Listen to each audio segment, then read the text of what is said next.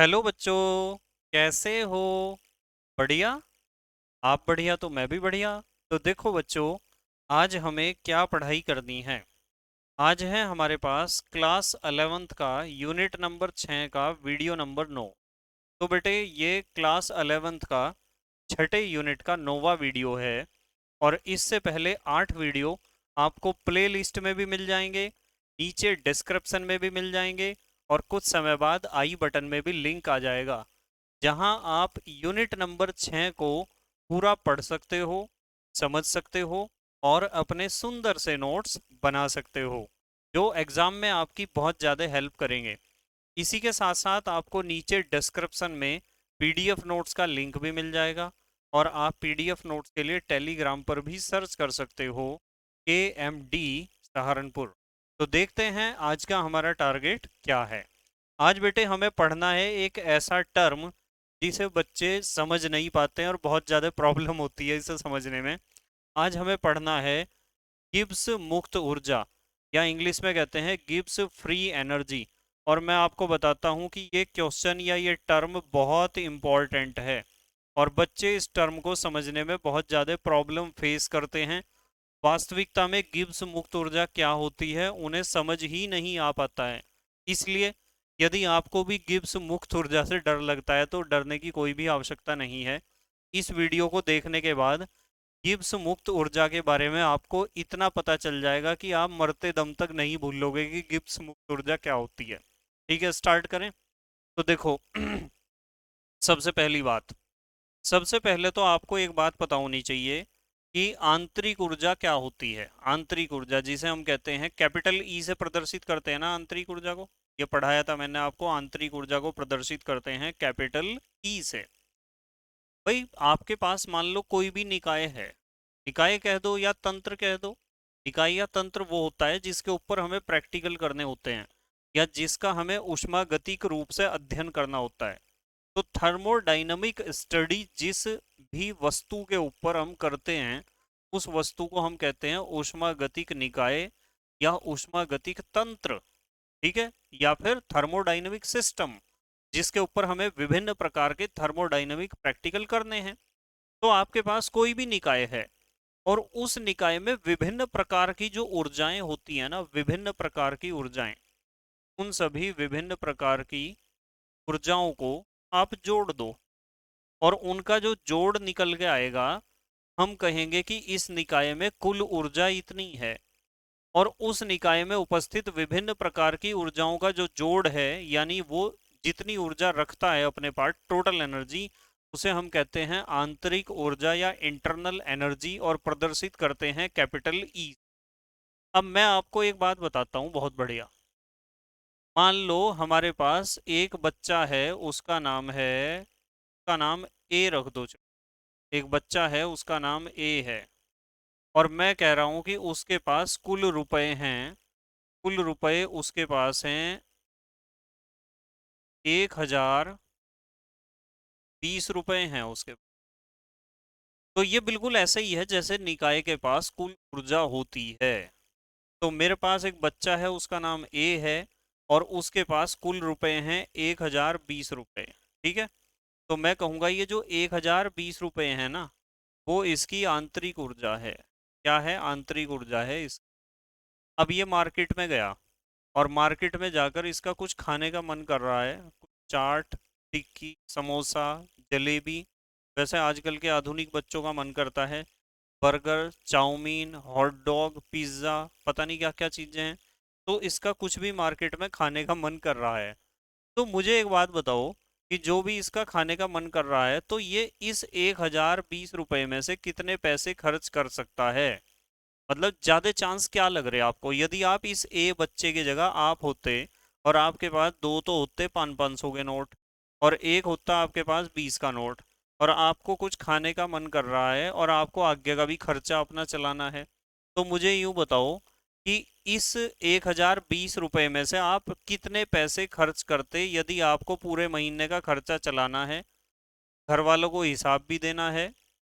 तो आप मान लो चाउमीन, बर्गर, मोमोज जो भी आप खाते हो, कितने रुपए के खाते हो आप?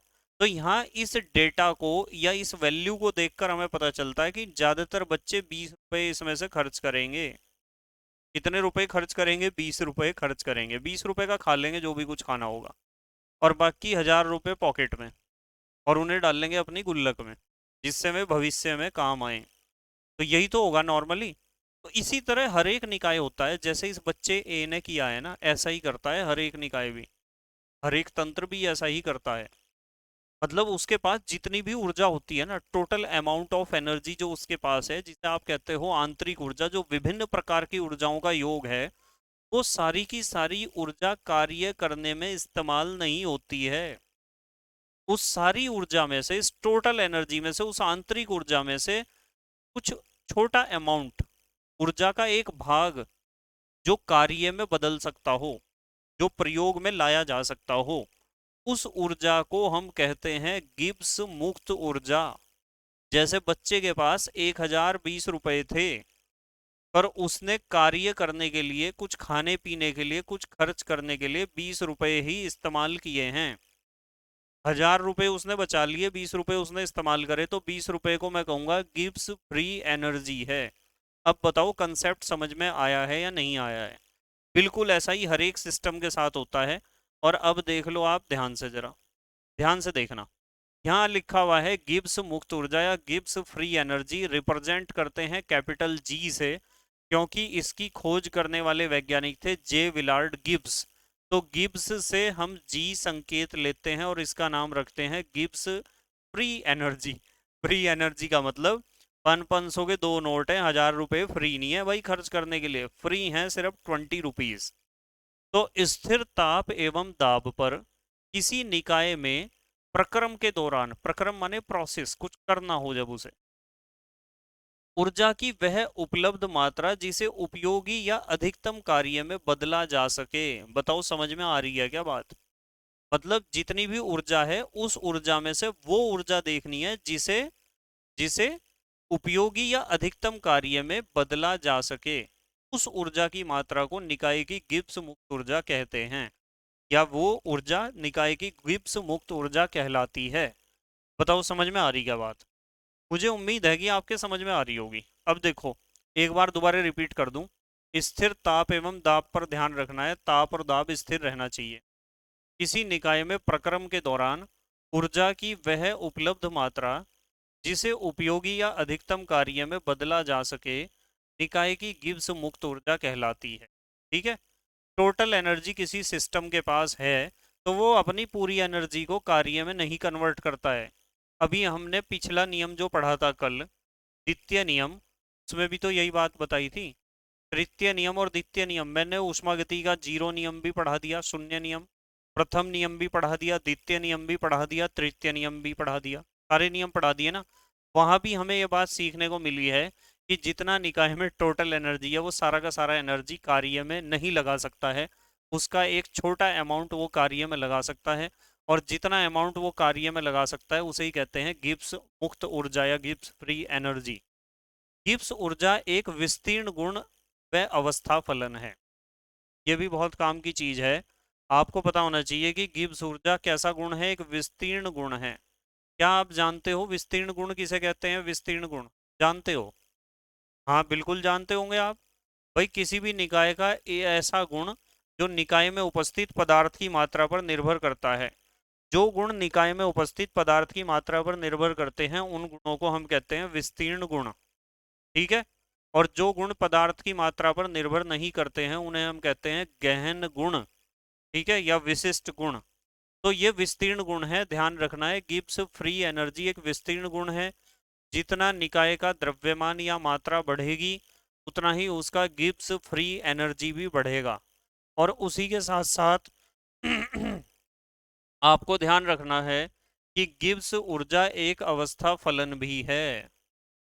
क्या आप जानते हो अवस्था फलन किसे कहते हैं? अवस्था फलन वो गुण होता है जो निकाय की अवस्था पर निर्भर करता है।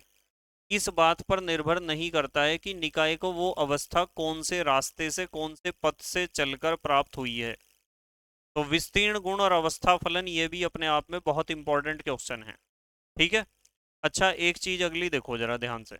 यहाँ लिखा हुआ है गिब्स ऊर्जा capital G, enthalpy capital H एवं एंट्रोपी कैपिटल एस में निम्न संबंध होता है। यह यहाँ एक संबंध दे रखा है, G is equal to H minus T S.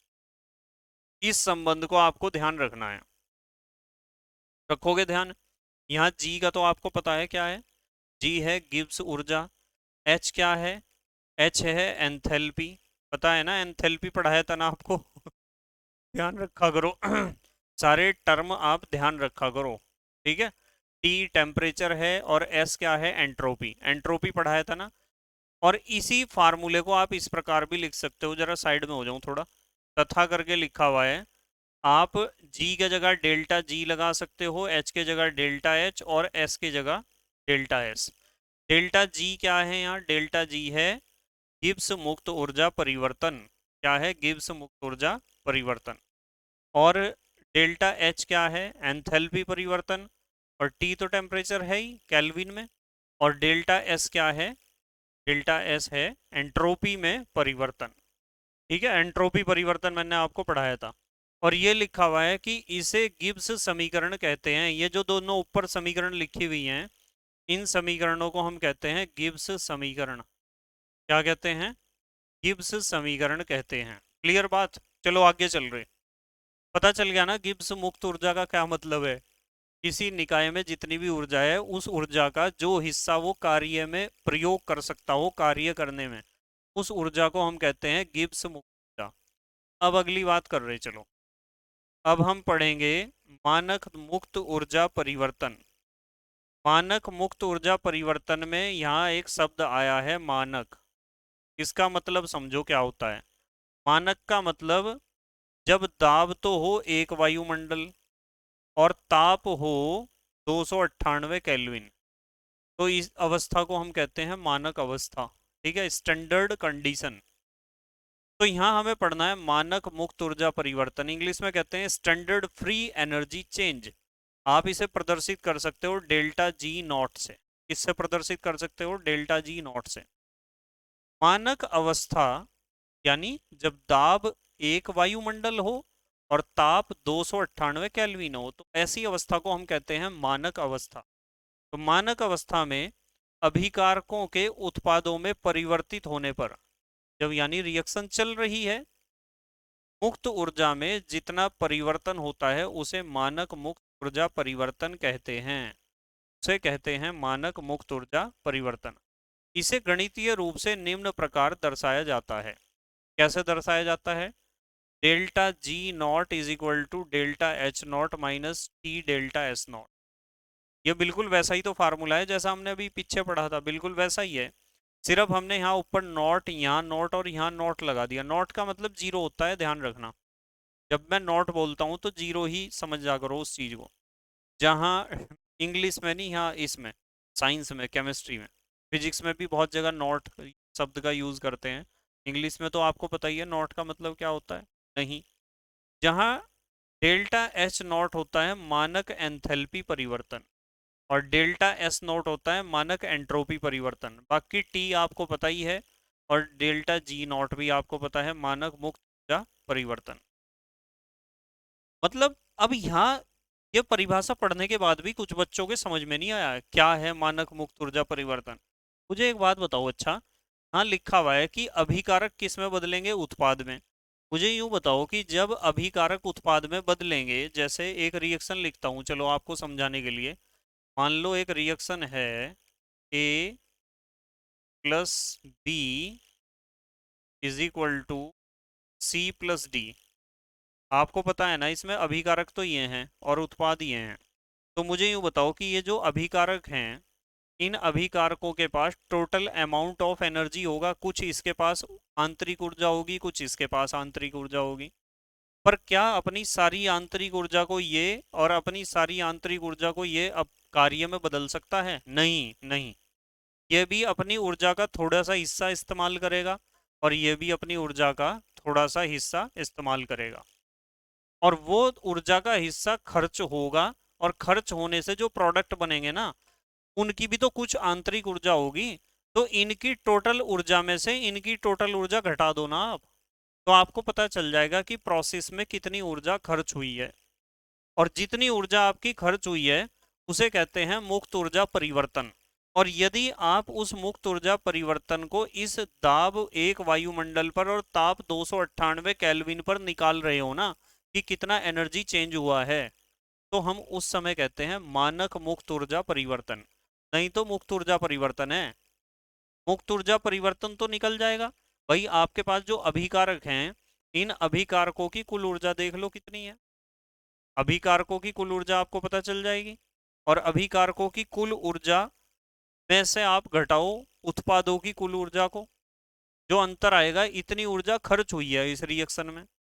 और यदि वो ऊर्जा आप इस स्थिति में देखते हो कितनी खर्च हुई है, दाब एक वायुमंडल है और ताप 298 केल्विन है, तो वो जो ऊर्जा खर्च हुई है रिएक्शन में, यानी जितना कार्य हुआ है, उस ऊर्जा को हम कहते हैं मानक मुक्त ऊर्जा परिवर्तन। बताओ समझ में आई क्या बात? तो इस तरीके से हर एक चीज को थोड़ा सा समझने का प्रयास करा करो, हर एक चीज को। अब देखो यहाँ क्या लिखा हुआ है। अब यहाँ लिखा हुआ है, जहाँ डेल्टा एच ये तो बता दिया ना मैंने। अब एक हेडिंग है नोट, इस नोट को देखते हैं जरा क्या है। नोट को देखते हैं क्या है, मैं जरा अपने आप को टालूं रास्ते से। नोट देखो जरा। नोट में पहला पॉइंट लिखा हुआ है, यदि, एक काम करते हैं यूँ देखते हैं पेज ऊपर आ रहा है या नहीं आ रहा। पेज देख रहे, आ गया पेज तो ऊपर। और यदि पेज ऊपर आ गया फिर तो मुझे हटने की जरूरत ही नहीं, वापस आ जाऊँ वापस। देखो आ गया क्या? देखो यहाँ लिखा हुआ है बेटे नोट। और नोट में पहला पॉइंट है, यदि डेल्टा जी नॉट छोटा है जीरो, यानी ऋणात्मक है, तो प्रक्रम स्वतः प्रवर्तित होगा। ये बात बच्चों के समझ में नहीं आती, ये बात, ये क्या लिखा हुआ है, इस बात को समझाता हूँ चलो आपको। भाई डेल्टा जी जीरो से छोटा है, इसका मतलब मानक मुक्त ऊर्जा जो है उसका अमाउंट घट रहा है। और यदि अमाउंट घट रहा है, डेल्टा जी का मान यदि घट रहा है ना, तो समझ जाओ कि वो जो खर्च करने वाला पैसा था ना वो खर्च हो रहा है। बच्चे के पास थे 1020 रुपए, 1000 तो रख लिया अलग पॉकेट में, 20 रुपए में से पैसे खर्च होने शुरू हो गए हैं।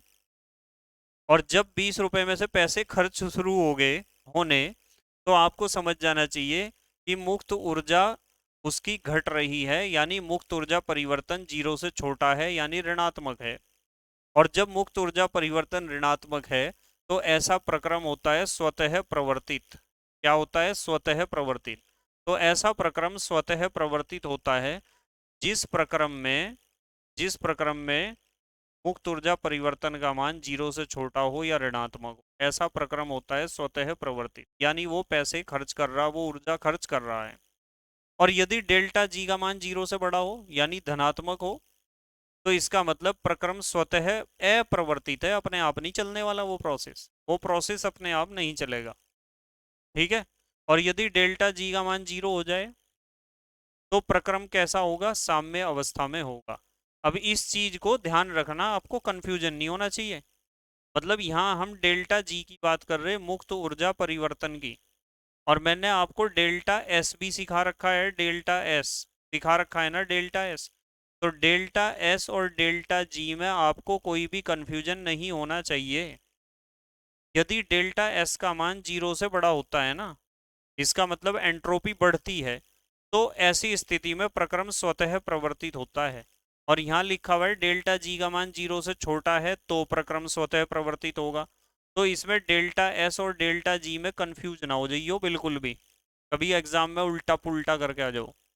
और यदि डेल्टा एस का मान छोटा है जीरो से, यानी ऋणात्मक है, तो ऐसी स्थिति में एंट्रोपी घट रही है। और एंट्रोपी कोई वैसे ही घट जाएगी का, बाह्य बल लगाना पड़ेगा जब घटेगी एंट्रोपी। तो ऐसी स्थिति में प्रक्रम स्वतः अप्रवर्तित होता है। और यहाँ बड़ा होने पे, जीरो से बड़ा होने पे स्वतः अप्रवर्तित है। और यदि डेल्टा एस का मान हो जीरो, तो प्रक्रम साम्य अवस्था में होगा। और यहाँ भी डेल्टा जी का मान जीरो होने पर प्रक्रम साम्य अवस्था में होगा। तो आपको ये कन्फ्यूजन अपना खत्म कर देना है कि डेल्टा जी और डेल्टा एस, यानी मानक मुक्त ऊर्जा परिवर्तन या खाली मुक्त ऊर्जा परिवर्तन कह दो, मुक्त ऊर्जा परिवर्तन और एंट्रोपी परिवर्तन ये किस प्रकार प्रभावित करते हैं स्वतः प्रवर्तिता को। दोनों के ऊपर क्वेश्चन आ सकता है, किसी के ऊपर भी। ठीक है, तो आज हमने डिस्कस किया है, क्या क्या डिस्कस किया है बताओ। सबसे पहले तो हमने डिस्कस किया है गिब्स मुक्त ऊर्जा या गिब्स फ्री एनर्जी, और उसके बाद हमने डिस्कस किया है मानक मुक्त ऊर्जा परिवर्तन। ठीक है, स्टैंडर्ड फ्री एनर्जी चेंज। बस बेटे मेहनत और ईमानदारी से पढ़ाई करते रहो और अपने हैंड रिटन नोट्स बनाते रहो, बार बार कहता हूँ आपको। हैंड रिटन नोट्स बनाओ अपने, जिनसे आप रिवीजन कर सको बहुत तेज। ठीक है, और मेहनत का फल हमेशा बहुत मीठा होता है, वो भले ही कुछ समय बाद में मिले, वो जल्दी ना मिले। जो फल जितने जल्दी मिलेगा ना उस वो उतना कम स्थायी होगा, और जो फल लगातार मेहनत करने पे मिलेगा और बहुत दिनों बाद मिलेगा, कई समय उसमें लग जाएगा ज़्यादा, तो वो फल बहुत मीठा होगा और बहुत ज़्यादा स्थायी होगा, स्टेबिलिटी उसके अंदर बहुत ज़्यादा होगी, ध्यान रखना ठीक है। बस मेहनत और ईमानदारी से पढ़ाई करते रहो। तो thank you very much for watching this video. Okay, bye.